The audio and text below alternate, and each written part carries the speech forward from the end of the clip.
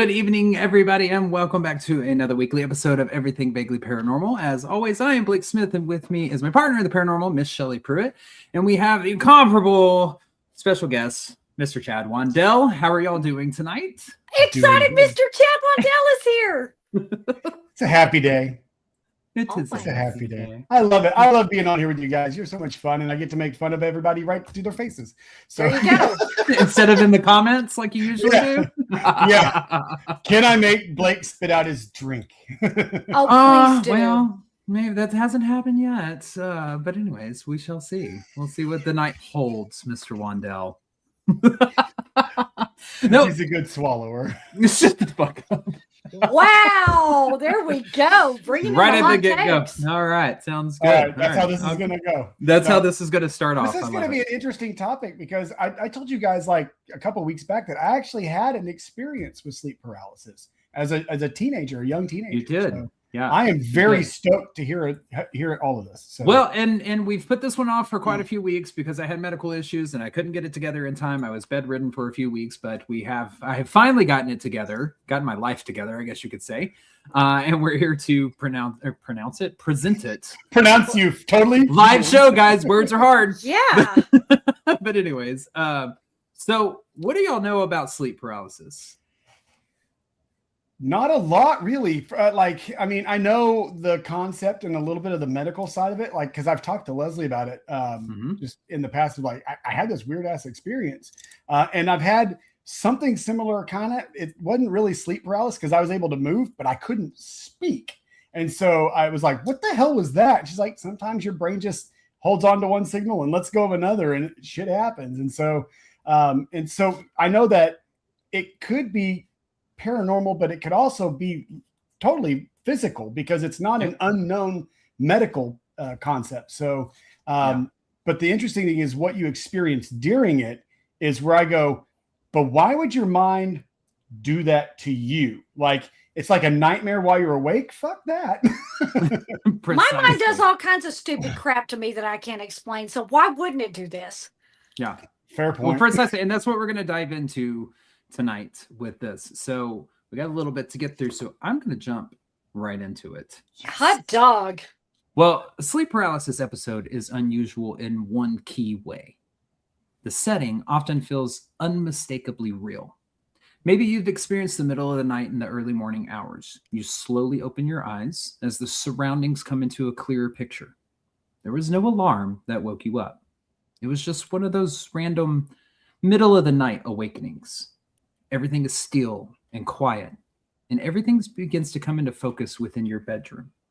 As you lay in the bed, you see the ceiling, which is illuminated by the faint glow of the streetlight, casting the shadow of the blinds across it. The outline of the dresser directly across from you comes more into focus. The TV, your closet door, your desk, you can see it all, and everything is exactly where it should be. So you go to check and reach for your phone, see the time, possibly why you've awoken so suddenly. However, nothing happens. Mildly confused, you pause and try again. Nothing. A bit startled, you slow it down. You try to send the signal again to your body to roll over. The command leaves your mind with confidence, but your body doesn't react. Your mind scurries to find the answer as you lay there unable to move, staring at the ceiling. Maybe it's a delay and you should wait for it to correct itself. Maybe you're just groggy still. Or maybe you're not fully awake yet. And after a brief pause, you try something even easier, something smaller.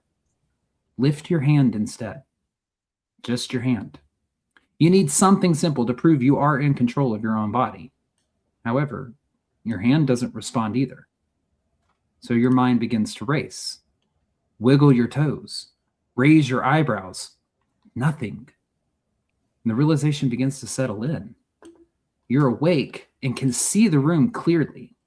You can hear the hum of the air vent. You can feel the weight of the blankets across your legs, but you can't move. You're trapped beneath the weight of the blankets. And that's when a tightness in your chest begins to gather. It's not pain, not yet, just a rising awareness that something is deeply wrong. So panicked, you attempt to call out to someone for help, but your jaw won't move. Won't even open to scream. You try again. You try to force air as if you can push a sound through clenched teeth. Nothing. That's when there's a sudden shift.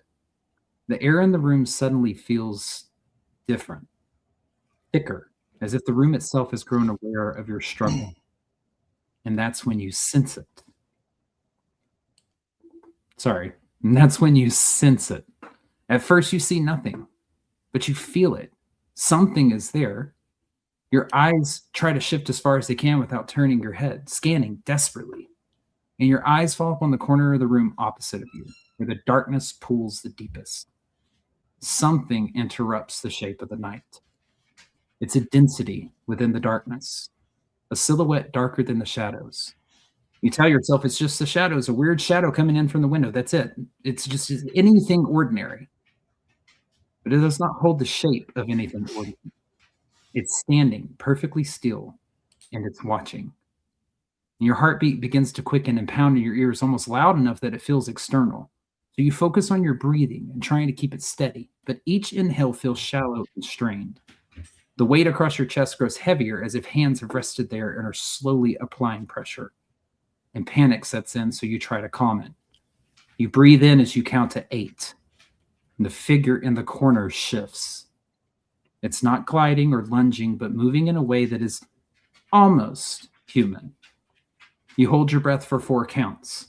It takes a step forward, then another, and it closes the distance with quiet patience. You try to scream or thrash. You try to wrench even a single finger free from the invisible restraint that holds you flat against the mattress, but your body remains locked in place. And the figure finally reaches the side of your bed, feet away from you now. It looms tall and blocks out part of the dim light from the window. There is no face, only the suggestion of one. Its head slightly tilts in a jerking motion, as if curious, as if evaluating you. Oh. Dude, like, I'm already getting chills because, like, this is too real. Each breath becomes work. You feel pinned, not imaginatively, but literally pinned. This is a bad dream, you tell yourself. You force yourself to wake up. Whatever is standing over you knows you're pinned, and it leans closer. Close enough that you can feel the absence of warmth where its presence disrupts the air above your skin. And the room is silent except for the sound of your heart beating loudly. And in that suspended moment, flat on your back, eyes locked forward, body no longer your own, you understand a terrible certainty. This is not a dream. And if you've ever experienced this, you already know what comes next. But before we can understand what's happening in the bedroom scenario, we must understand something far less mysterious, which is sleep. Now, sleep itself is not passive. It is not simply the body shutting down for the night. It is structure regulated and cyclical. Every night your brain moves through carefully timed stages, repeating them in loops that last roughly 90 minutes at a time. There's N1, N2, N3, and REM sleep is what they are called. So you begin in non-REM sleep. Non-REM sleep is where the body does its physical repair work, and there are 3 stages to that. The first stage of non-REM is N1. It's that drifting stage, making up at about 5% of your sleep. Thoughts become fragmented, sounds blur, and you may feel like you're falling or twitching as muscles release. It's very unstable. It's easy to wake from. So have you ever had those jerky moments? That's what I was going to ask. Is it like that? I always call it a nap jerk. Because just about the time you get to where you're asleep for your nap, your leg will do something. It'll jerk you awake. Yes. Yeah. This is the stage that you're in. Twitch. It's a myoclonic twitch. Yes, that's it, Chad. I just call it a nap jerk. It is what it is. Of Nap course, that jerk. sounds dirty. I heard it when it said That it. sounds like the little fine. shit in preschool that wouldn't be quiet while you're supposed to take a nap. The nap jerk. Something we didn't take as serious we should have is napping. No Napping is shit, so for awesome. real. So yes, that's this stage. That's the drifting stage. So it's very unstable. It's very easy to wake from. And so then you end up in the second stage of non-REM sleep, which is N2. It's a bit quieter. Here is where like the brain activity becomes more synchronized. Your eye movement stops and the body settles. And this is where your brain organizes the information from the day. And you spend a pretty significant portion of the night in this phase, making up at about 45% of your sleep. But then comes the deep non-REM sleep, or what they call N3. This is the heavy restorative stage.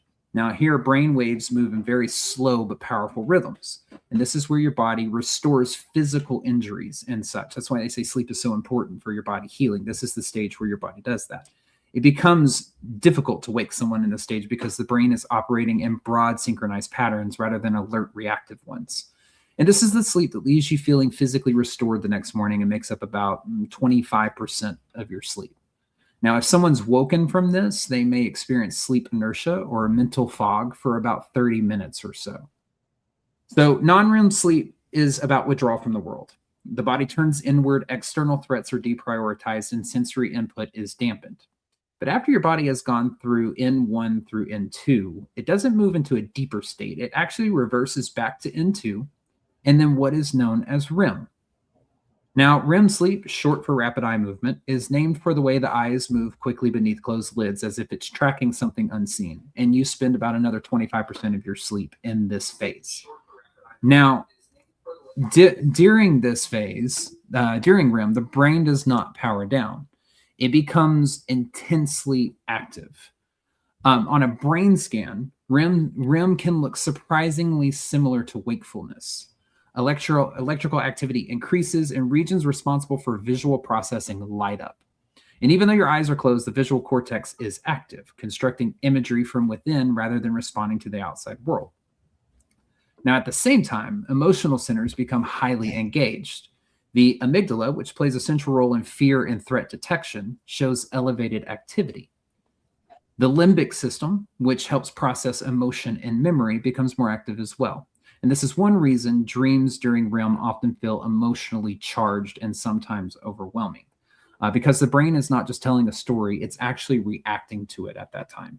So this is like your lucid dreaming, your vivid dreaming, This is where all those colorful dreams come from, and you're experiencing this crazy, whatever you're experiencing in that moment. It's not like remembering a memory. Your brain is literally sending the actual signals of this smells like this. This is what you hear. This is what you feel. This is all the sensory stuff can actually trigger, and you can literally have a out of body experience because it feels so real.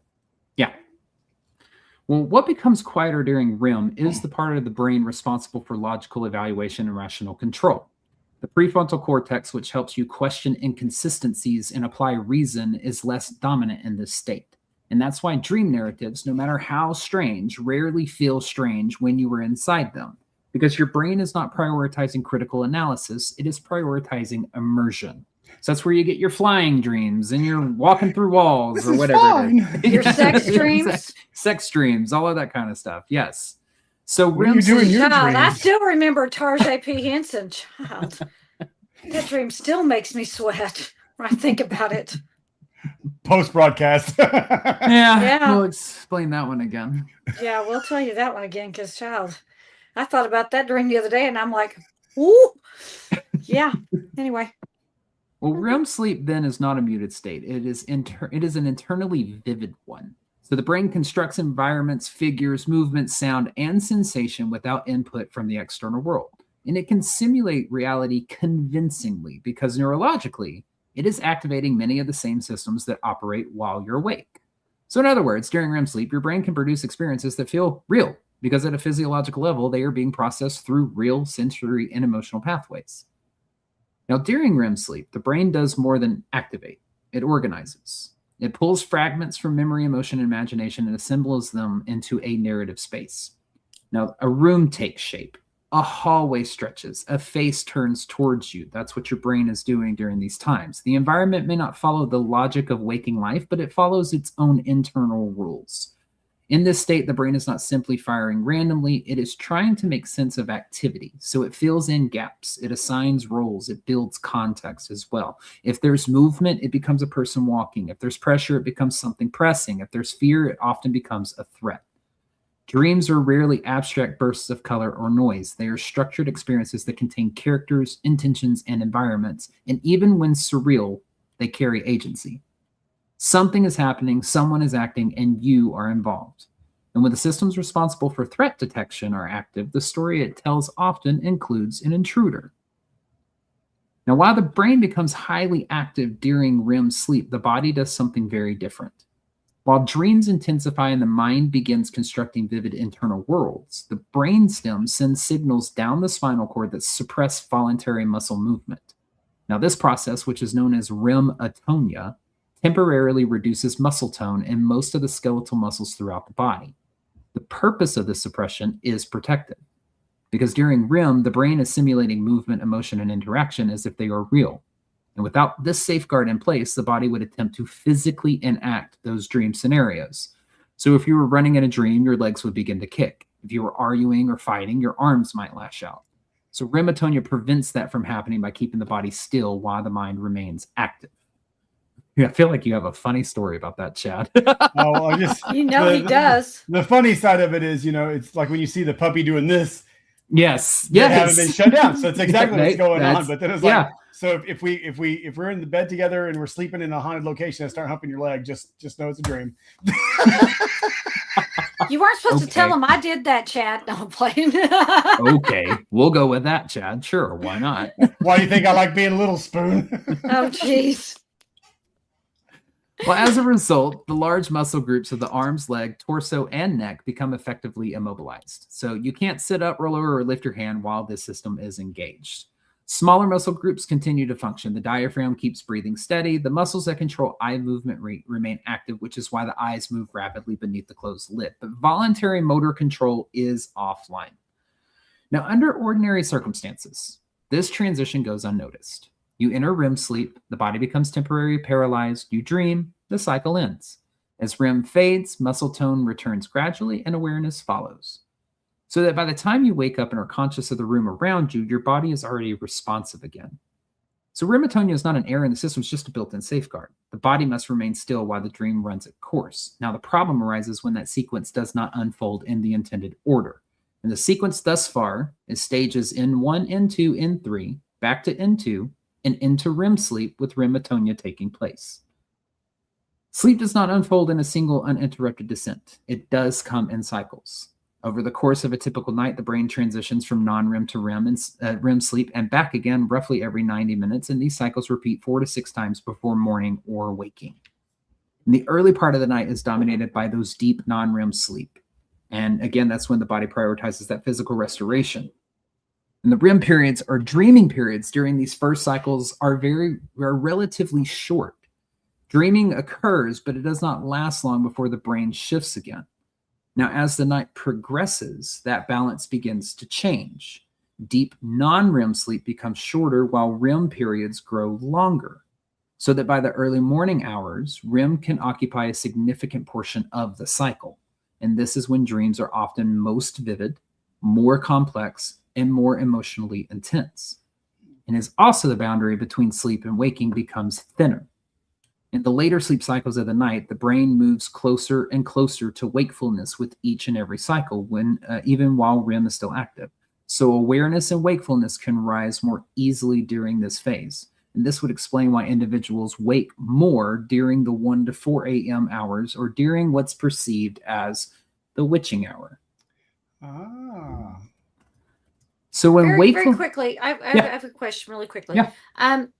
You had said that these deeper ones are prioritized in their first. They're your first cycles. Mm-hmm. Is that true most of the time, that your best sleep you're going to get is within that first 2 to 3 hours of being asleep? If they cycle through 90 minutes at a time, because that's going to be your longest lengths of the deeper sleep. Mm-hmm. Okay. Probably. Is that when I'm just going to ask, because we've all seen these, use these tones to sleep, use these tones to lose weight, use these tones. Is this when you're supposed to be using these tones? Is that when these tones are supposed to be affecting your body in certain ways? Yes, because that's your healing cycle. Right. So I actually did a sleep study a few years back. And so what I was told by the practitioners was if you're going to nap, always nap in 20-minute intervals. So don't try to take a 45-minute nap. That's going to hurt you more than it's going to help you. Take a 40-minute nap. Take a 20-minute nap. They say because you hit these cycles and you can jump in and out of them better. But once you go through a full cycle, you got to get to the end of it, or you will lose the restfulness that you gained all the way through that. But like all your physical healing comes in those big ones, which is why as you get to the end of your sleep cycle, it starts prioritizing mental refreshness versus physical refreshness. Correct. Yeah. Good to know. So use your tones early if you're trying to drop 10 pounds. So basically also yeah, exactly. But basically to put it in layman's terms, what they're saying here is that the cycles happen 4 to 6 times throughout the night, 90 minutes at a time.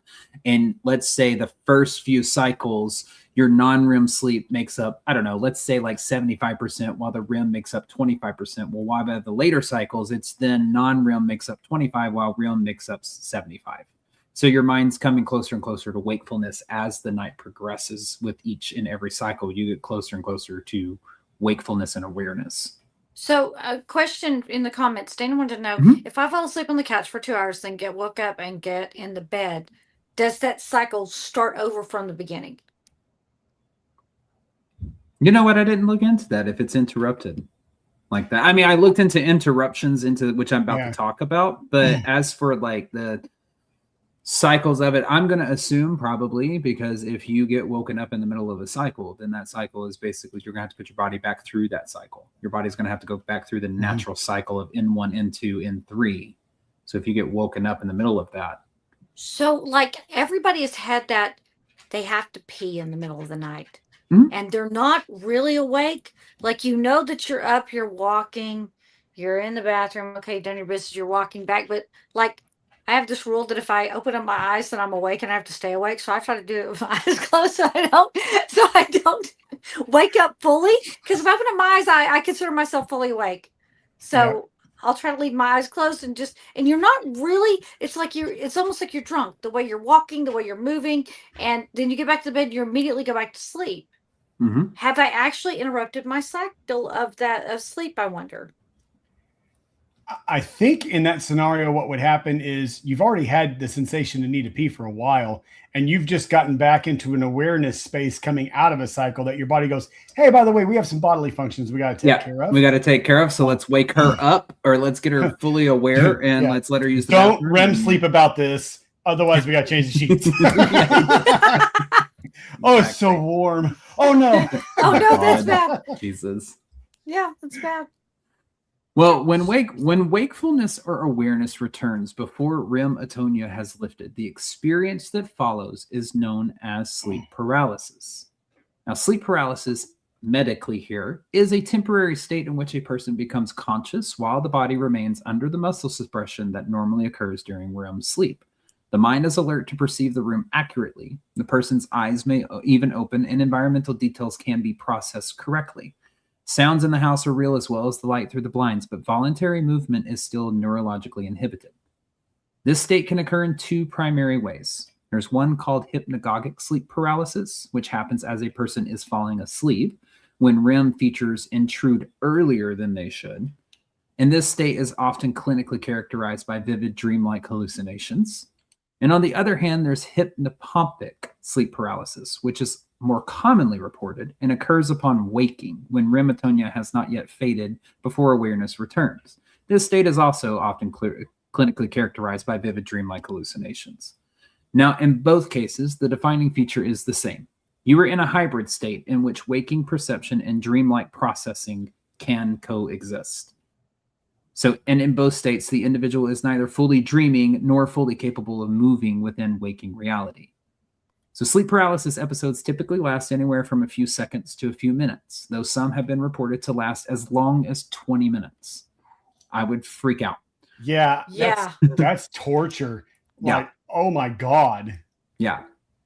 So eventually REM atonia fades, muscle tone returns, and voluntary control is restored. In most cases, the transition back to full wakefulness is abrupt and sudden.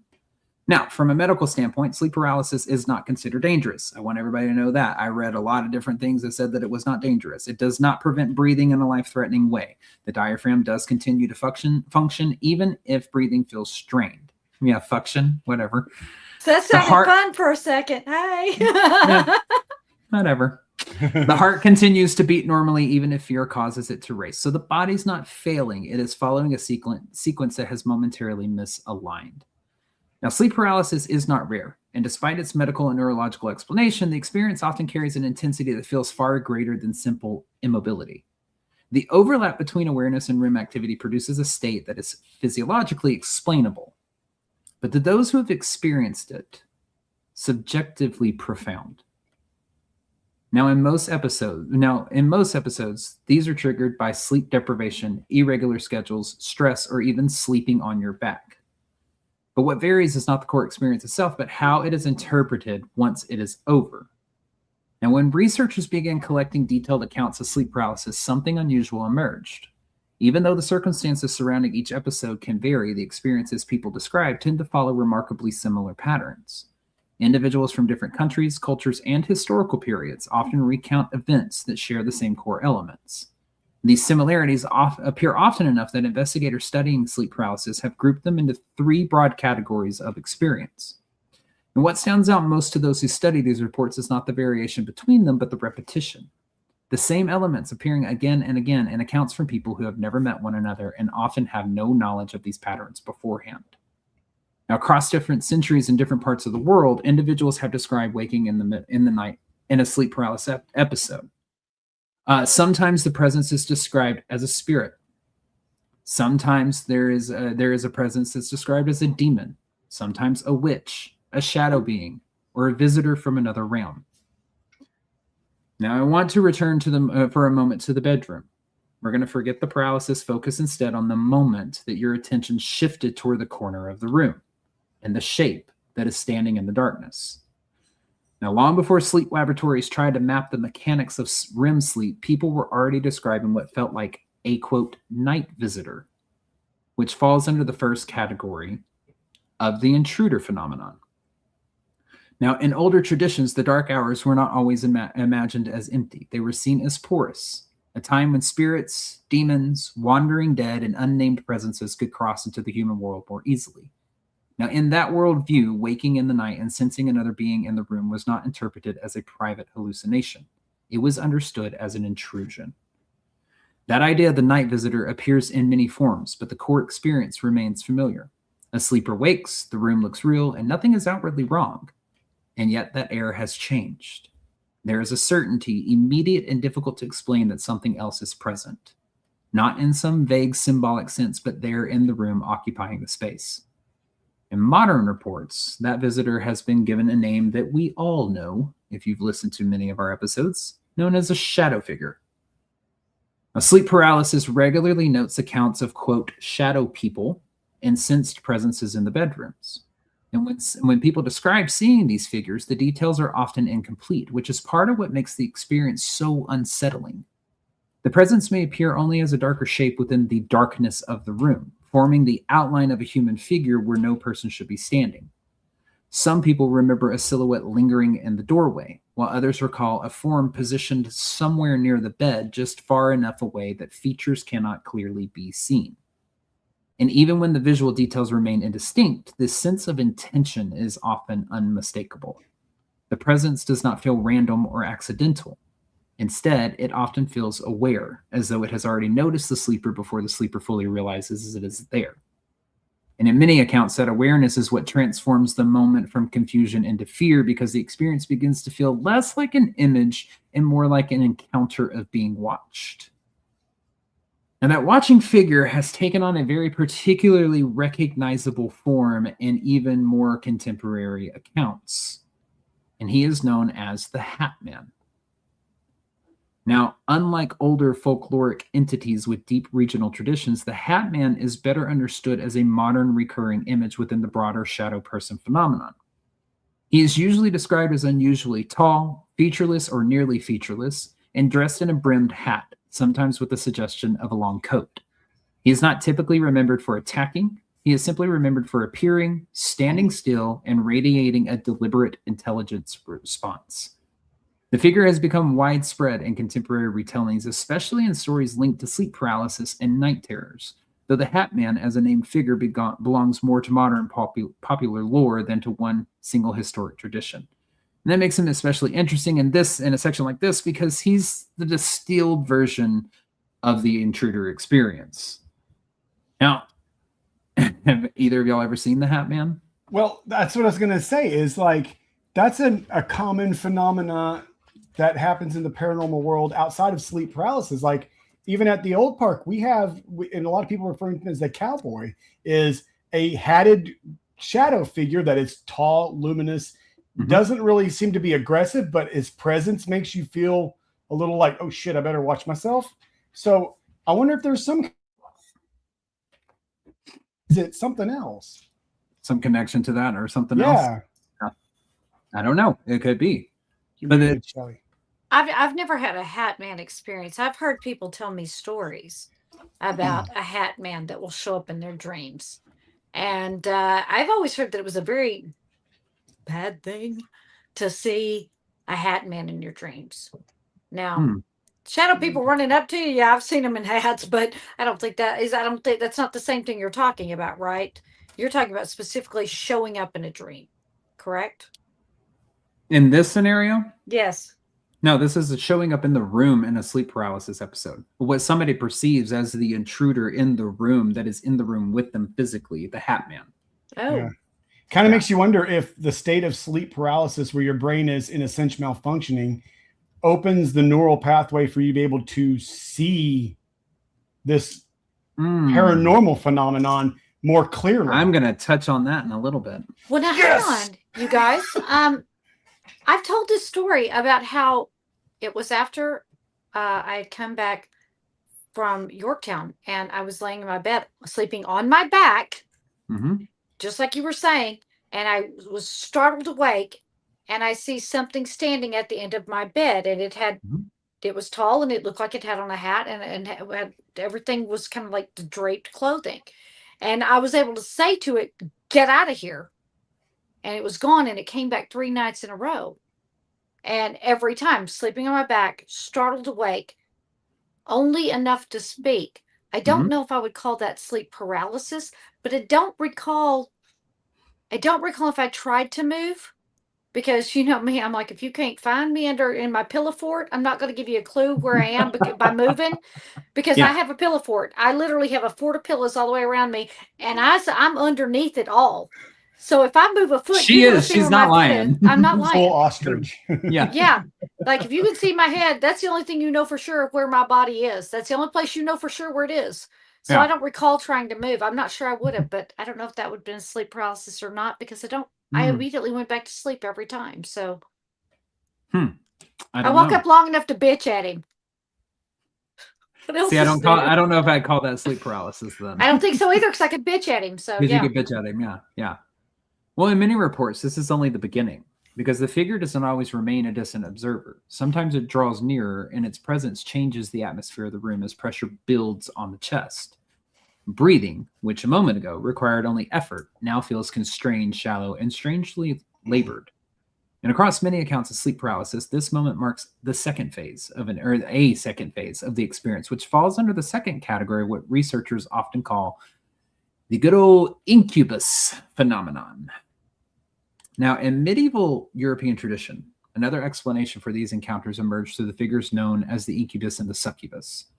These beings were believed to be demonic entities that visited sleepers during the night, often pressing up on the body while the victim lay helpless beneath them. The incubus was typically described as a male demon that assaulted women in their sleep, while the succubus was considered its female counterpart, said to prey upon men. Now, in the religious worldview of medieval Europe, these encounters were not treated as strange dreams or private hallucinations. They were interpreted as literal supernatural assaults carried out by malevolent spirits during the vulnerable hours of the night. These beliefs were not isolated stories whispered in folklore. They existed within a much broader theological framework that attempted to explain temptation, sin, and the vulnerability of the human soul during sleep. Christian scholars and clergy debated these entities seriously, treating them not as superstition, but as manifestations of demonic influence. And writers such as Thomas Aquinas have speculated that demons might assume physical form or manipulate the senses of sleepers in order to create convincing experiences. So the night, in this worldview, the night was considered a spiritually dangerous time when those unseen forces could exploit moments of vulnerability to tempt, deceive, or even harm human beings. Encounters that today might be examined through the lens of sleep science were once interpreted as evidence that the spiritual world could intrude directly into the physical one. Yet medieval demonology was not the earliest attempt to explain these experiences. It was long before theologians debated the incubus and succubus, older European folklore had already given the phenomenon a name.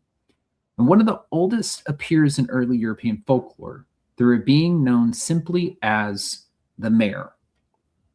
Now, in Old English tradition, the mare was believed to be a supernatural creature that visited sleepers during the night, sitting up on their chest and suffocating them while they lay helpless beneath it. The experience was so widely recognized that the creature itself gave rise to a word still used today. What we now call a nightmare originally referred not to a frightening dream, but to the visitation of the mare itself. In Old English and related Germanic traditions, the mare was believed to enter homes at night and settle upon the bodies of sleeping victims. And the creature was not always imagined as a physical monster. In some accounts, it appeared as a shadowy presence or an invisible weight that ascended upon the sleeper. Found that little tidbit out that I thought was cool. That is cool. Yeah. And see, I love like the word genealogy. Like, where did it come from? How did it come about? Yeah. That's really cool. I was going to ask, were you saying mayor, like, running a town? Mare. M-A-R-E. M-A-R-E. Yeah, I probably. Then you said nightmare. It's like, Yeah. Okay. Okay, so I'm not sure. Did I hear this right? It is not a creature. It's a figure, or it is a creature, and it's not. It was necessarily believed a horse, to like be a mare, like a it's not horse. like a mare. It's not a mare like a female horse. No, it is believed to be a supernatural creature that visited sleepers during the night, but it often could come in like a shadowy presence or just an invisible weight, even. Interesting. That would press kind of up on the chest of the sleeper. That's interesting. The word mare, female horse, M-A-R-E, and but then they're relating it to a creature. Okay, all right. I just learned something. I didn't know that's where the word came from. I love it. Well, what is especially striking and how widely this belief spread across Northern Europe. Variations of the mare appear in Scandinavian, Germanic, and Slavic folklore, often with nearly identical descriptions of the experience it produced. In these traditions, the mare was blamed not only for nighttime suffocation, but also for disturbing dreams and unexplained exhaustion upon waking. And over time, the phrase nightmare shifted in meaning, gradually detaching from the creature itself and becoming the word we use today to describe the terrifying dreams associated with such encounters. Now, centuries later, similar accounts appear in the folklore of Newfoundland and other North Atlantic communities, where the experience became known as being hag-ridden. In these traditions... I love your face. Like Harry Potter Hagrid? That's exactly where my brain went. Hag-ridden. Hag-ridden. Okay. Hag-ridden. Oh, like when I'm hanging out with my ex-mother-in-law. Right. I'm hag-ridden. Gotcha. I got you. Jesus Christ. Shots fired. Ex-mother-in-law. Yeah, right. I told that story on the pre-broadcast, okay? Yeah. It's known as... Pre-broadcast is going to be... Yeah. It's known as being hag-ridden. In these traditions, the presence was described as an old hag, a supernatural woman who entered the room while a person slept and settled on their chest, pinning them to the bed. And what makes this tradition particularly fascinating is how socially normalized the explanation became. To be, quote, hag-ridden was considered a recognizable event rather than a mysterious anomaly.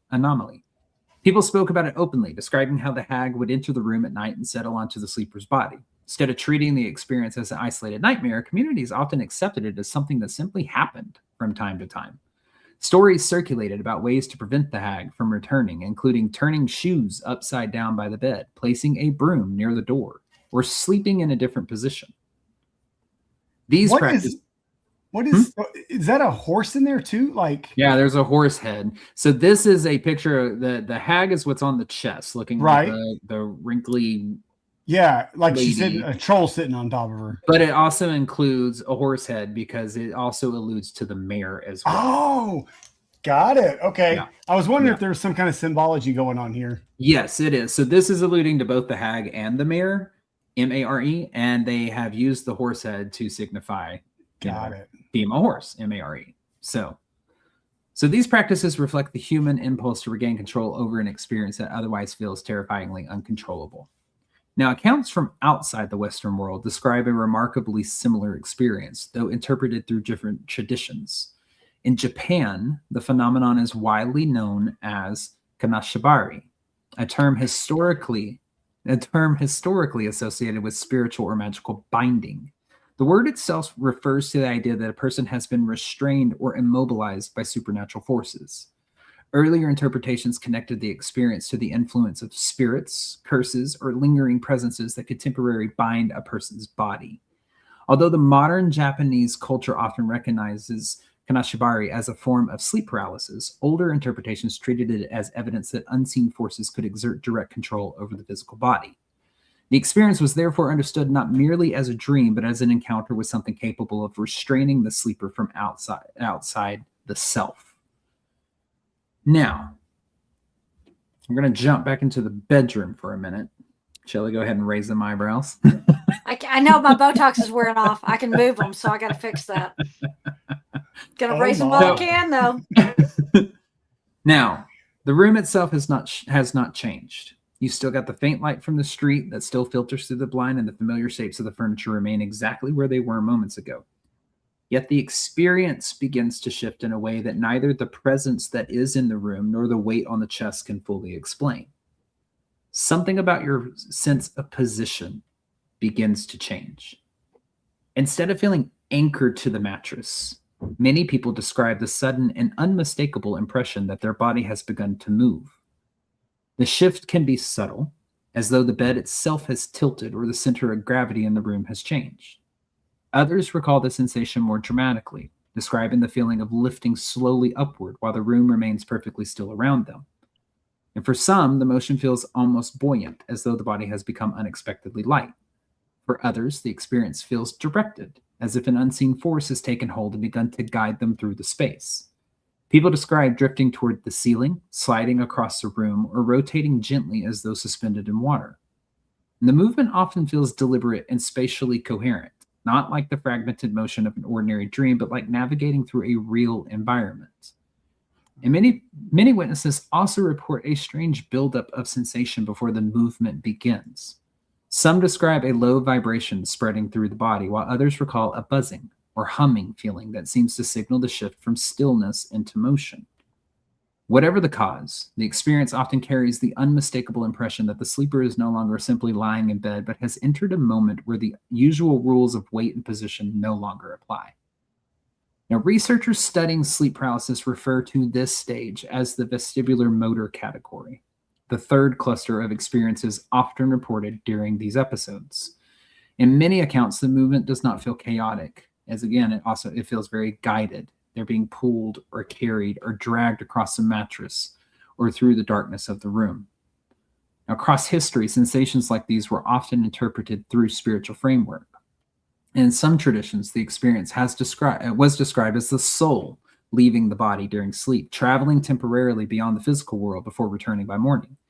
Other belief systems connected the sensation to forms of spiritual journeying, where consciousness could move beyond the body and explore other realms while the physical form remained behind. And these interpretations reflect a pattern already seen in the earlier sections. The experience itself remains vivid and consistent, but the explanation people attach to it depends heavily on the worldview through which they understand it.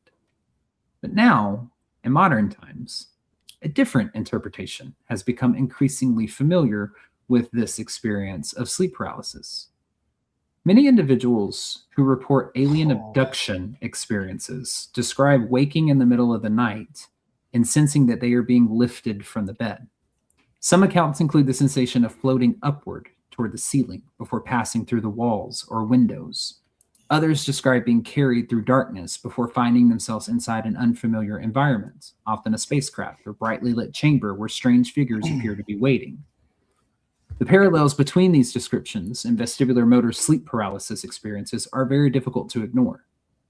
Both involve the sudden sensation of levitation, the feeling of being transported from one location to another, and the vivid perception that the body is moving through space despite the physical body remaining in bed. Yet regardless of the explanation, the structure of the experience follows a pattern that has already appeared repeatedly across cultures and centuries. A person awakens in the night and senses that something has entered the room. The body becomes heavy or restrained, and then, in the most disorienting stage of all, the sleeper begins to feel as though they are no longer fixed in place, but drifting, lifting, or being carried somewhere beyond the bed where they first awoke. I'm going to tell y'all now, when I came across this explanation, I was like, holy shit. See, and that's kind of close to the experience that I had. I didn't ever get the experience that I was like lifting from the bed, but my experience was definitely around like an extraterrestrial type function. And then like I saw a comment, Shelby says, her sensation is always like she's falling, not rising. Mm-hmm. And interesting little note there is that sensation is actually what your body sends out as a signal to wake up suddenly, by the way. Really? So if you're awake when you feel that, or you're in that state where you get that sensation like, hey, wake up, something's wrong, you will like you're falling. It'll make you feel like you're falling. Huh. I used to have the dreams that I would fall all the time. Mm-hmm. And I would always wake up right before I would hit the ground. I'm doing the whole Wile E. Coyote, off the cliffside, and suddenly it's like, ah! I see the rocks coming up, and suddenly it's like, ah! And now I'm awake. Yep. So that is, now what is that state called, Blake, again? That is, so again, there's 3 clusters that researchers are putting these experiences into, and this particular experience is called a vestibular motor experience. Okay. Is basically the sensation of your body moving without actually moving your body. Mm-hmm. So you're basically paralyzed, and you can't, but you feel your body lifting, being drugged, guided, anything like that. So is this reported more in people that are very creative or have very high metabolisms, or is it just a common phenomenon that's experienced by everyone? Because I mean, we all know people who say, oh, okay, I believe Doug in our comments said that he doesn't dream, or he doesn't remember his dreams. Mm-hmm. But, I was just curious if there was something to do with a person's body chemistry or their makeup that makes them more prone to these falling dreams, flying dreams, that kind of thing, than others. I did not find the what am I trying to say, genetic makeup of the individuals that this research was pulled together through. I don't even know if that was something that they were really even looking at, so much as just grouping together the experiences. Right. So that is a really good thought process. And because that would be my first question, because I've had that dream. Chad, you said you've had that dream, and Blake, you've had that dream of falling. Mm-hmm. Mm-hmm. Oh, okay. Yeah. I have a very high metabolism. I'm a squirrel on crack. I'm very creative. I'm always trying to come up with another, I'm like, oh, well, we could do it this way, and then I move on because I've seen something shiny. So I just wonder if that is your brain just firing so much when you're asleep, and your body's like, okay, we're shutting this down. Oh God. Okay. I'm awake now. I wonder if that's your brain being overloaded so that it wakes up. That's just what That's actually really interesting, Shelley, because when I was younger, I would have today we would have categorized me as ADHD. Me and too. I still have some of that, but I've learned to control it and focus it. But I've noticed that after my 20s, I don't dream nearly as much as I used to. Like, dreaming for me is very rare now. So I don't wonder if there's been a chemical change in the brain, because I haven't had any kind of experience like that since my early 20s. So I don't know, maybe it is a brain chemistry thing, or it's a neurodivergency issue. But again, when these sleep studies were done like this, that wasn't a thing on the radar at all. So yeah, I see, and I still have very vivid dreams. I still get those. Now, I don't get the falling ones as much anymore, because my brain goes, oh, screw this, we're tired. Just let her, whatever. But I still get a lot of dreams. Don't want most of them. But yeah, truth. And you're welcome. Yeah. And I always think that that's your, we've always been told that's your subconscious working something out for you so that you can process things. Right. Well, child, I don't know the last time I needed to know how to get a moose up an escalator, but I've had that dream where the moose wouldn't go because his horns wouldn't fit, and I couldn't figure out what is my subconscious processing then? I don't know. I'll tell you, Shelley, your brain's trying to figure out when you murder the big fat guy, how do you get him down the elevator to hide the evidence? To hide the evidence? Okay. Well, I was having to get the moose up the escalator. Right. But your brain was using the moose as the... I'm sitting over here how we've gone from shadow figures and hags and aliens to a moose in an elevator. Yeah, I don't know. I don't know. Yeah, we're just saying dreaming. But the thing is, if your metabolism and how creative you are, and does it slow down as your body chemistry changes? Because I think that would be a legitimate point of that would be an excellent. Well, yeah, I mean, in people who Yeah. have sleep paralysis episodes and stuff like that, I don't. To my knowledge, in researching this, I was unable to find a study where that was a specific thing that they were looking at with people with sleep paralysis episodes. Mm-hmm. Okay, so you're sleep on it. Reacher, get on it. Yeah. A lot of what I found was just the clustering and the grouping of, you have the intruder phenomenon, you have the pressure on the chest phenomenon, and you have the vestibular motor category, which is what we just got through talking about. As for people's genetic makeup, chemistry, brain chemistry, body chemistry, metabolism, any of that, I didn't find anything that played in any of the research that I did for that. Yeah, I'd be real sleep study. It would people, be interesting. Get on that. I'd love to know. Yeah. That's hell. Maybe somebody who does sleep studies is going to hear this, and you're going to give them an idea, because I don't know if anybody's ever thought about that. You can have the three of us on this screen right now. We all volunteer. We volunteer.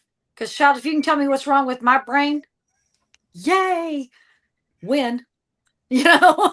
Yes, I just got voluntold to do something. Anyway. Yeah, you'll be fine. You'll be fine. This is fine. We can make a whole episode out of it. We can film it. We can film us sleeping and see what we do in our sleep. Oh God, no. Oh. You want to hear me because I fart in my sleep, but anyways, the clowns have no penis. and honestly, like, that's the hard thing about doing the research for this episode, is that paranormally, there's not a whole lot, because obviously, medically, which is what I walked y'all through in the beginning, it's kind of, sleep paralysis is kind of explained. You know, it's the supernatural aspect of it that doesn't have a lot of explanation. And other than a lot of stories that are out there of experiences that people had, there's not a lot that is documented about the paranormal aspect of it. So it was kind of interesting to dive into both sides of this. So now, for a final moment, let's return to the bedroom. Shelley, the house is still quiet. The room remains familiar. The faint light from outside still slips through the blinds, tracing the same shapes across the walls and the ceiling. Nothing in that space appears to have changed, and yet everything about the experience feels changed. You're awake enough to know the room is real. You're awake enough to recognize your surroundings, but you're also suspended in a state that does not belong fully to waking and does not belong fully to sleeping. And that is what makes sleep paralysis so difficult to dismiss with a single answer. On one hand, as I just said, science has done a remarkable job explaining the mechanics of what is happening in the body. We know that REM matonia can leave the muscles temporarily suppressed while awareness begins to return. We know that a dreaming mind can generate vivid imagery, powerful emotion, and convincing sensory experiences. We know that the brain can create an experience that feels immediate and real while the body remains trapped in that strange overlap between dreaming and waking. From a neurological standpoint, there is no question that sleep paralysis is a real and measurable state. I don't think we have any question about that. But the mechanism is not the same thing as the meaning. Because even after the medical explanation is laid out, something remains. That across centuries, continents, cultures, people continue to describe remarkably similar encounters. They wake in the night and sense that they are not alone. And they feel watched, restrained, pressed down, lifted, pulled through space, or carried into another kind of experience entirely. The names change depending on the culture and the era.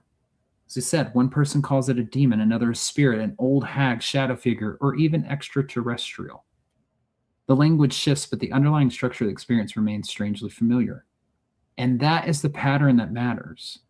It's one thing for a single person to have an isolated, frightening episode in the dark and struggle to explain it afterward. It's something else entirely when people separated by oceans, belief systems, and centuries keep describing the same kind of encounter with different meanings attached to it. That consistency raises a deeper question, and to me, it suggests that what is happening in these moments cannot be explained only by dismissing the experience as a meaningless noise in the brain. I think sleep paralysis is, without question, a neurological state. I do not reject that.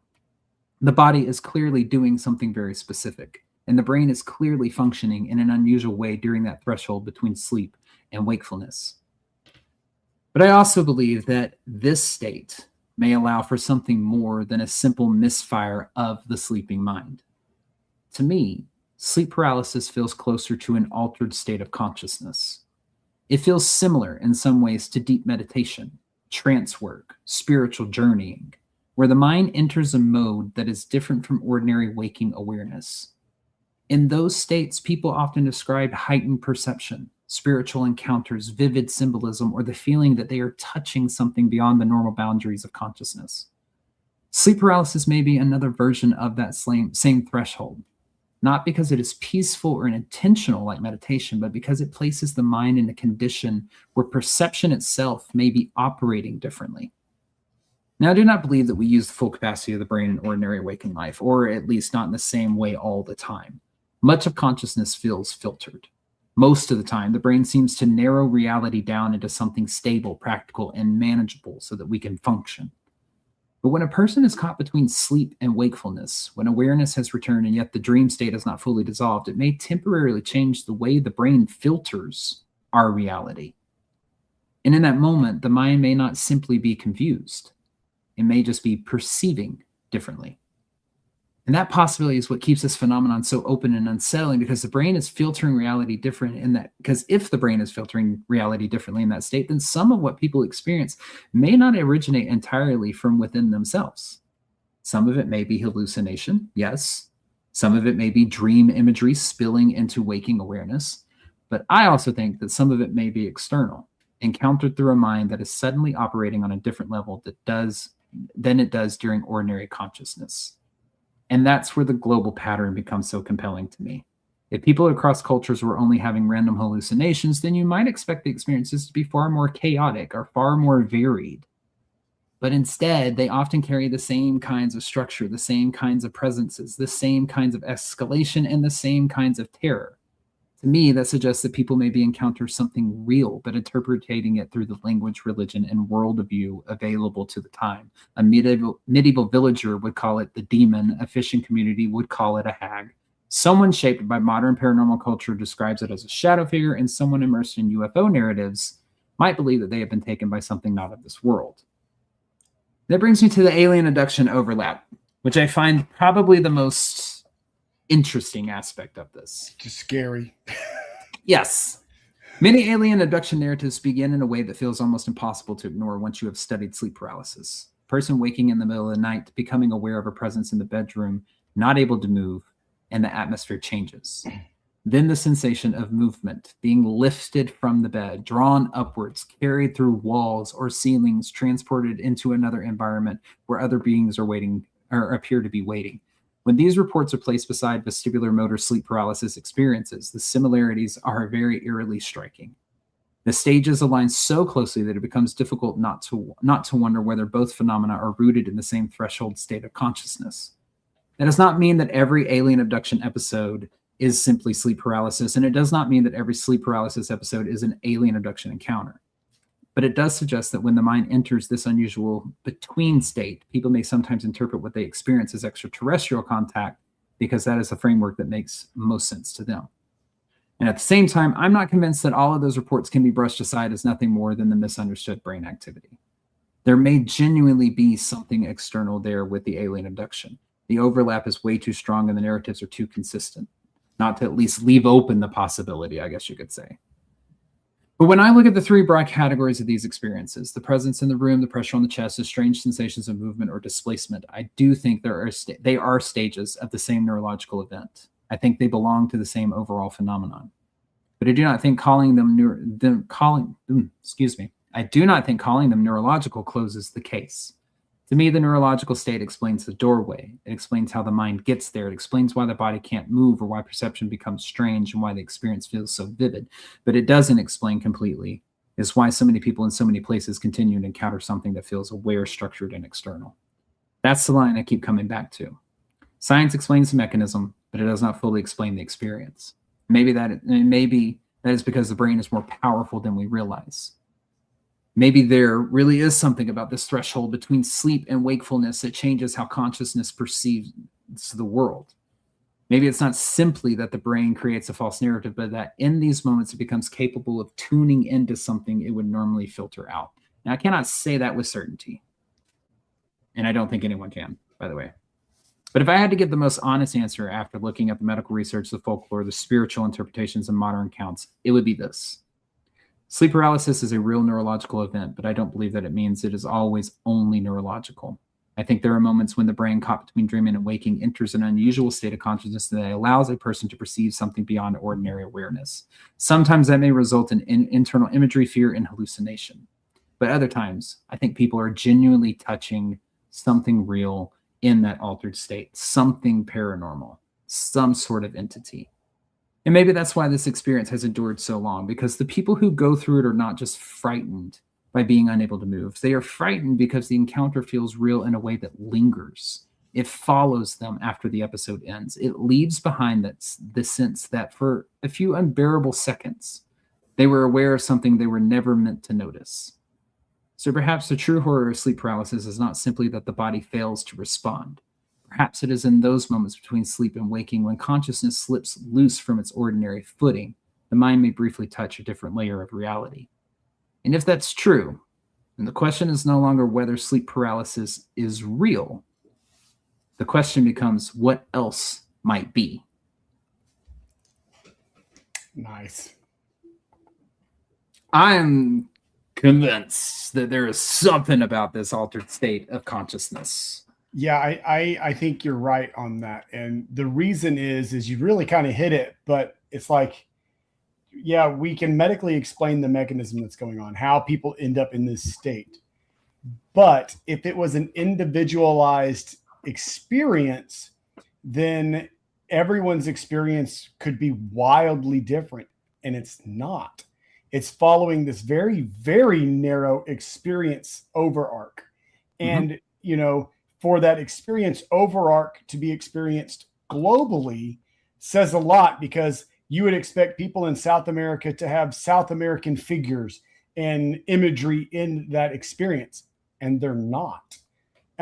So that's really intriguing to me, because that does signify, at least to me, that there may be something more universal that's happening, whether it's an altered state of consciousness, because I kind of feel like consciousness is streamed to us individually, but that stream comes from one consciousness. So it's kind of like we're all the same, just experiencing it differently. And so maybe this is streaming back to the original stream, and we get a taste of this again. It's like, whoa, you tapped into the mothership, so to speak. So I don't know. It's really interesting. It's a good point actually made in the comments. It says, but if science came out and said, yeah, it's a paranormal thing, then people would freak out. And I think that's true. I mean, it's just like with the disclosure of aliens. If they came out and said, yeah, aliens are real, which they have, by the way, UFOs at least, you know, people are going to be like, what? Huh? And they're going to freak out. Yeah. You know, well, I mean, faith and all that kind of shit. In the grand scheme of this is not a normal thing. It is very rare. It's not like 1 in 100. It's like ones in hundreds of thousands. Like it's not something that is experienced on the regular, and by, like, we haven't, as far as I know, we haven't found a subset or a pattern emerge on who could or couldn't experience this. But so it's not normal. So therefore it is paranormal, regardless of how science wants to describe it. It's not normal.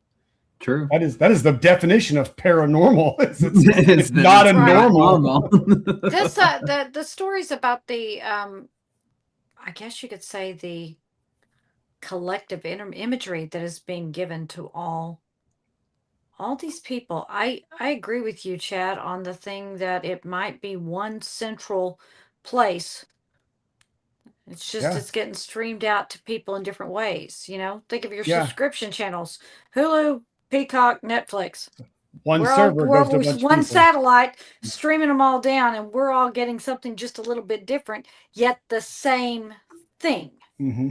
So yeah, that's very interesting to me. Now, something I find fascinating is the tie into alien experiences, the lifting, levitating, moving through walls. Now, we all know that because we're made up of atoms, we can't go through walls without, smashing. Oh, Chad's going to tell me something different. All right, come on, geek.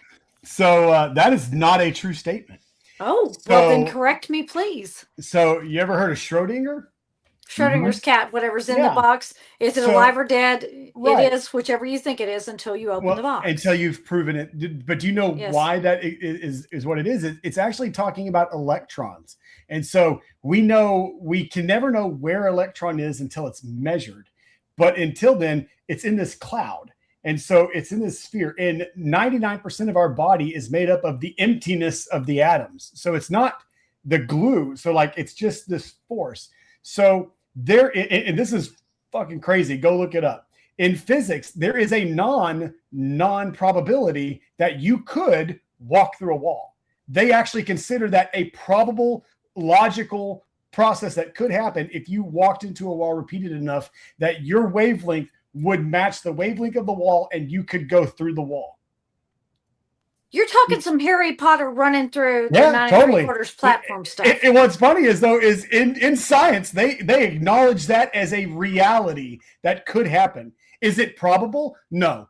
But is it a possibility that could happen scientifically? Yes. Well, you know what? If any of our listeners go ahead. I was going to say, if any of our listeners or viewers are willing to give that a go and would like to record yourselves trying to go through a wall and post it to the EVP page, I will love you. I was going to say, in the middle of the night, because I sleep with doors closed, I've walked into my doors enough that I should be going right through those now. Absolutely should be just sailing right through them. Yeah, I need to find the link, and maybe I can find it before we go on post-broadcast, and I can send it to you, Blake. But there's actually a talk about this exact thing, about how it is it's not a zero statistical probability. There is some probability where you could literally walk through a wall. And, who are we to say that an entity that has figured out these mechanisms better than us? Because I truly believe the paranormal is just some physical mechanism we have not understood yet. I mean, just like, the earth was not round and bacteria didn't exist. So we had to, manage the humors of the body. Well, that was all bullshit until we figured it out. And I think paranormal is the same thing. It's just something we haven't figured out yet. But yeah, so there is scientific fact to say that, if we can manipulate the way our electrons are managing themselves, you could slide through the other matter, because the matter itself is mostly empty. Leave it to our resident ghost geek. Our resident geek. That's right. He knows the answers to all of that. So back to the alien. Yeah. That you were saying. Wait a minute. So have they, right, our scientists, not the alien scientists, because they're not going to let us in any of their good shit. Have they figured out a way to, as you put it, slide those electrons to actually make some form of... the only thing that comes to my brain is teleportation, because that would be my thing, the rearranging of the atoms so that you can move them from point A to point B, which means you would have to go through walls. So, have the aliens given us that yet? Because that'd be really kind of cool. I mean, it cut down the TSA line times, no more waiting at the airport. Yeah, I'm there. Beep, beep. So there I go. I think we actually are in possession of an alien technology that we use in our hospitals quite frequently. And what would that be? CAT scans. If you don't know how they work, it's fucking alien as alien gets.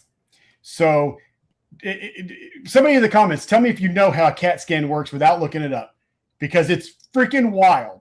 So we were just talking about how if we were able to control electrons and whatnot, so our atoms spin in a certain direction all the time. So when you lay down in a CAT scan, what it does is it takes a magnetic field and it actually rolls them over and measures the rate at which they come back to normal. And the density, the change in rate, the differences in change of rate is how the camera measures what it's seeing to know the density of the tissues you're looking at. So the different rates in your body's atoms spinning back to their position is how it takes the image. That's alien if I've ever freaking heard it. That's cool. I didn't know how that worked. I just always know if they say CAT scan, it's going to be expensive. Yeah, it's wild. If you've never gone down the rabbit hole of how that works, it's an incredible read on all your imaging technologies. It is unreal. And you think, who was the first brave asshole that got in that? Been like, it'll be fine. Let me sit there. Do you smell chicken? I mean, like, but I mean, to me, I think this is like the precipice of us figuring out how to manipulate individual atoms in our body to go, and I've moved you over to here now.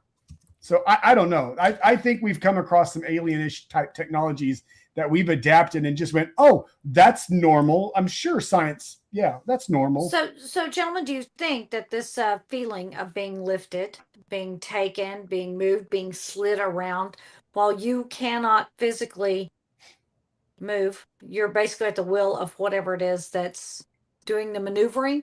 You think it's alien, or do you think that is just our brain on overload? Why can't it be both?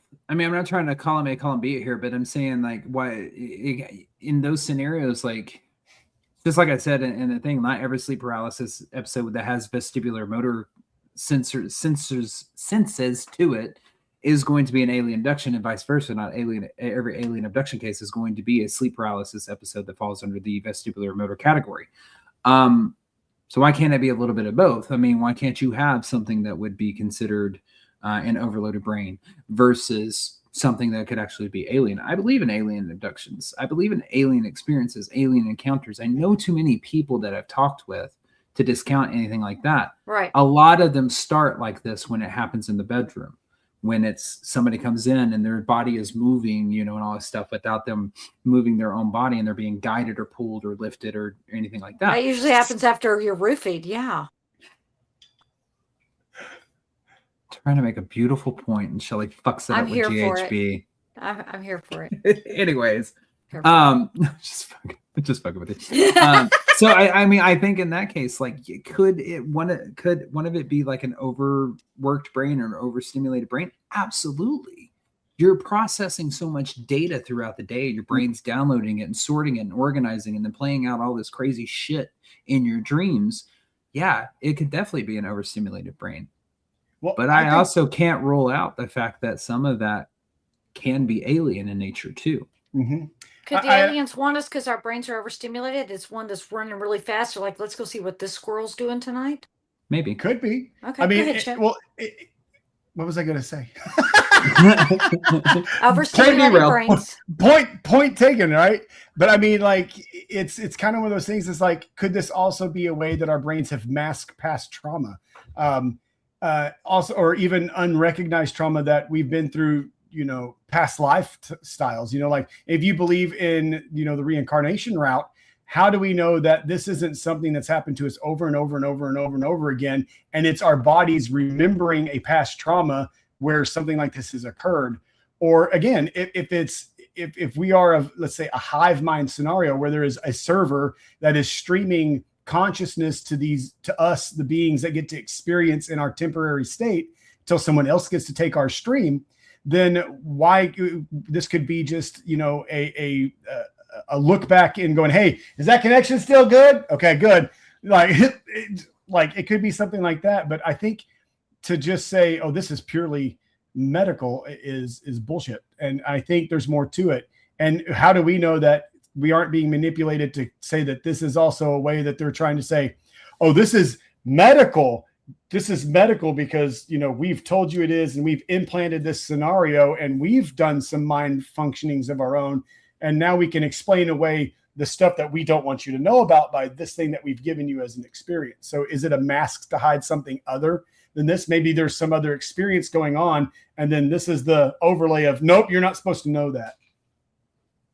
Oh, and by the way, the stuff I was telling you about the CT scan, the guys that invented that were actually ridiculed in the scientific world and called frauds until they did it. So, hey, science, again, you fucked up. Just putting that out there for everybody that says that, the paranormal world, it can't be scientific.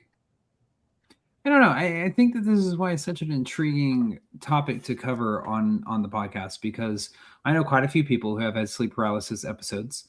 I know a lot of those people that I've spoken with talk about the intruder. They talk about the pressure on their chest. They talk about the paralysis, not being able to move, not being able to talk.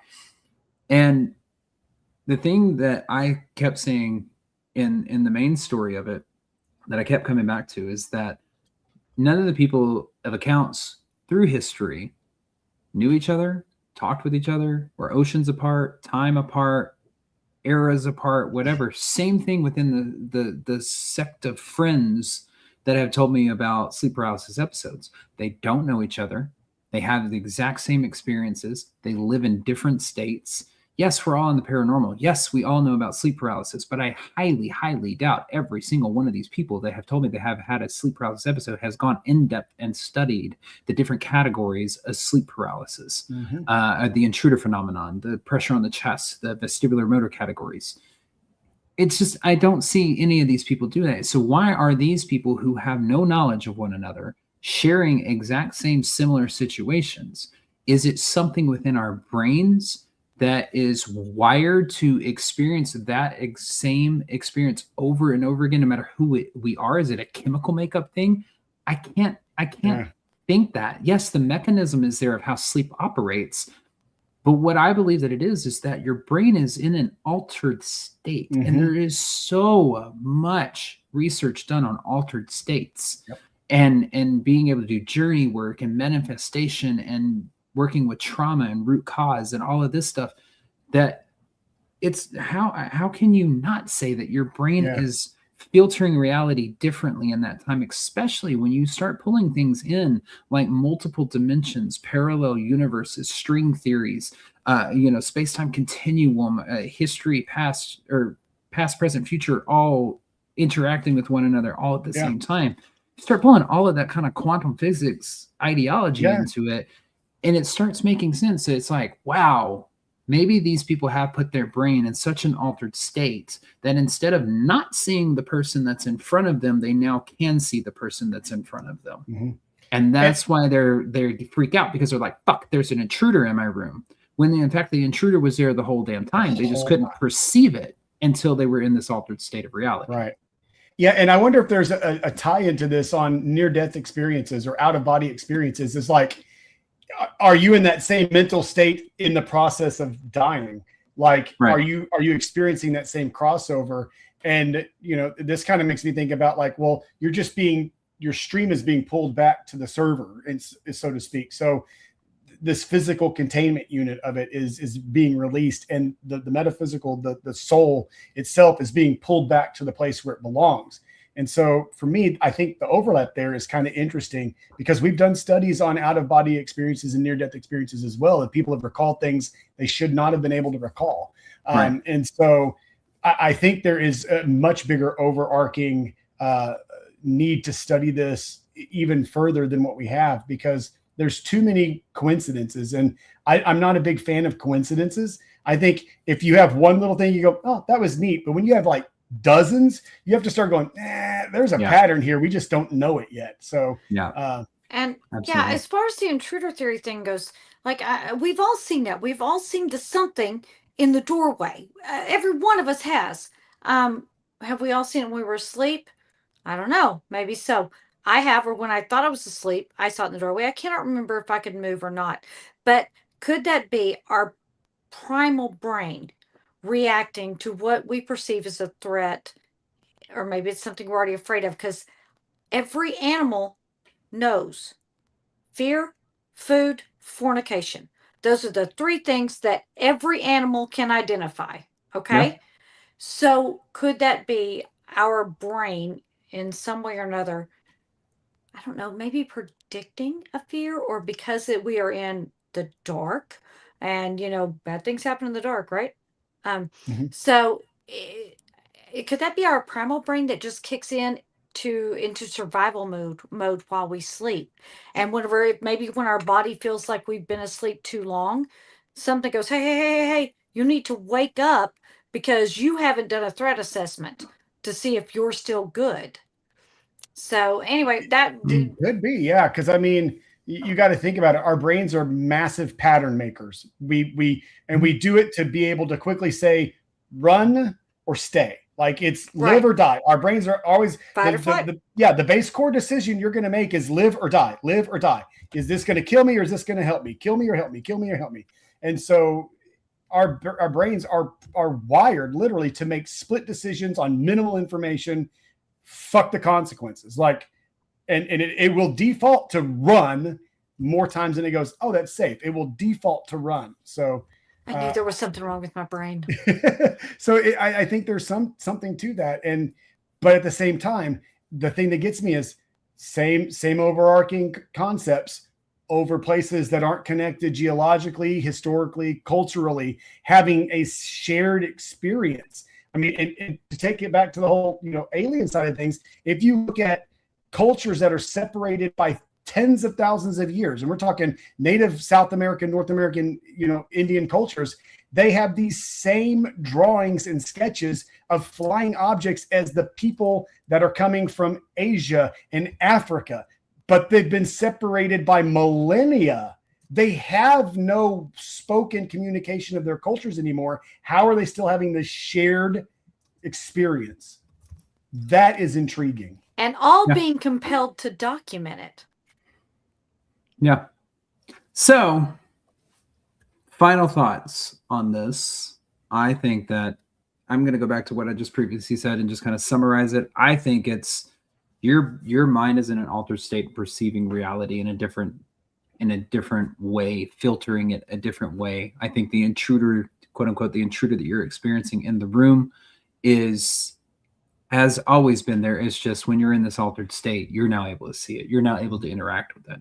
I don't think that every sleep paralysis episode is paranormal. I don't believe that every sleep paralysis episode is medical. I mean, well, we know it's medical. We know there's a neurological mechanism that's happening, but I do believe that a lot of some of the episodes are paranormal. Some of them are medical as well. But when you get down to the nitty gritty of the really powerful ones that people talk about that really moves them, that's the ones that I'm talking about where I'm like, I believe that those are a shift in reality perception. That's going to be my kind of final thoughts on it. What say y'all? Chad? Yeah, I'm in the same boat. I think, not all is one and not one is all, but I think there are instances where it goes to another level. It's like having a dream versus having a lucid dream, like, oh, we can explain this, but this is a whole different level of something else. But I really think that there is something that is working on a total different realm of consciousness. And I'm a big believer that we can be in this huge bandwidth of consciousness. And most of the time we stay right in our little comfort zone because it's what's safe. And we never do anything to expand that consciousness. And I think for me, like music, I believe is one of the biggest tap ins to expanding that consciousness. And I really believe that the musical vibrations and tonalities can change not just our physical awareness, but it can actually physically change our physical world. There's tons, like you can perform levitation with sound. It's so cool. But it's kind of one of those things that like, there's something else going on here and we need to look at it in another way. But it's like looking at the IR camera, the things you can't see in the dark, but it's a whole new perspective when you have the right tool to see into that. So agreed. Shelley? Absolutely. Well, this fascinates me, and I would really like personally to see more studies done on the sleep paralysis phenomenon and on these different stages of sleep, purely because I'd like to know, not only does it have to do with your own brain chemistry, your own body chemistry, as to why some people are more prone to experience it and some people are less prone to it, even just as far as remembering your own dreams. The spectrum's vast on who can do that and who cannot. Also, I'd really like to know if this is something we do know that it's in dogs and in cats, the dreaming phase. Because, every mammal, fear, food, fornication. That's what every single animal understands. And I'd like to know if we could even go deeper and put it into the animal aspect and see just really how connected our brains work as opposed to their brains. I don't really think it's much different because except we can talk and we have opposable thumbs. So anyway, and with that, Blake, why don't you tell them everything they need to know? All right, sounds good. Well, if you want to support the show directly, check out our Patreon page, patreon.com/EVP podcast. For just $5 a month, you'll unlock over 450 Patreon exclusive videos, including the pre and post broadcasts, which are the 30 minutes before and the 30 minutes after this live broadcast. So you get an additional hour with us each week. Your support from this goes directly back to the show and towards the adventures that we bring to you week after week. And if you are not sure about joining Patreon, try it risk-free with our 7-day free trial. While you're at it, also go check out Old Park Hotel's Patreon page as well. Make sure you stay connected with us. Follow us on Facebook, YouTube, and many more by searching Everything Vaguely Paranormal and looking for the green sound wave. And remember, you can catch us live every Tuesday night at 8 p.m. Central Standard Time on Facebook and YouTube. Make sure you subscribe to our Eventbrite page to be notified when public investigation tickets go on sale. We do have 3 events that are at the Old Park Hotel for a 2-night investigation, one in May, one in July, and one in October. Those tickets have begun to sell. I do believe that each event is about half sold out. So if you'd like to join us, go check out our Eventbrite, subscribe to that, because we're working out some technicalities on the Broadhead tickets. We are in the process of getting those up. Those will be live shortly, but we've hit a snag on the different tiers of tickets. So make sure you're subscribed whenever those go live as well. Also, don't forget to check out our merch store for all your favorite merch favorites, t-shirts, coffee mugs, stickers, pillows, hoodies, and so much more. And to make it all easier, we've added all of these links to our link tree, which will be on the Everything Vaguely Paranormal Facebook and X profiles Wednesday morning at 9 a.m. Central Standard Time, as well as in all of our show notes for you audio listeners. We're grateful for your continued support. Every like, comment, share, and download keeps the adventures alive. So if you have a favorite episode, share it with your friends. And one of the easiest ways you can do to help out the show in its rankings, wherever you get your audio from, head over there and download all of our episodes and leave us a review. That is it. If you have a story, comment, or question, or you'd like to be a guest on the show or have us as guest on your show, email us at the evppod@gmail.com. That is THEEVPPOD@gmail.com. Go like, share, and subscribe to that YouTube channel. Say hello, give us a thumbs up. Let us know you were here. Absolutely. Well, y'all, thank y'all so much for joining us for another weekly episode of Everything Vaguely Paranormal. As always, I am Blake Smith, my partner in the paranormal, Miss Shelley Pruitt, and the incomparable fill-in, Mr. Chad Wandell. We appreciate y'all joining us. We love y'all. And as always, we will see you next Tuesday. Bye-bye. Bye, y'all.